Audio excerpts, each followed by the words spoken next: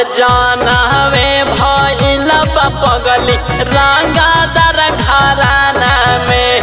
तब कौना बात के डरबा कला जुग जमाना में जानवे भइल बा पगली रंगदार घराना में तब कौना बात के डरबा कला जुग जमाना में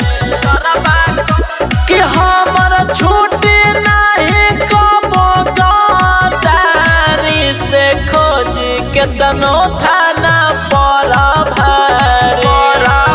से खोजी केतनो थाना पर भारी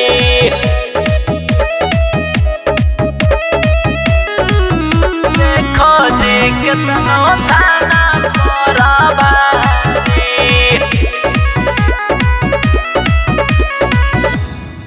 और जिहिला हमहू पगली रे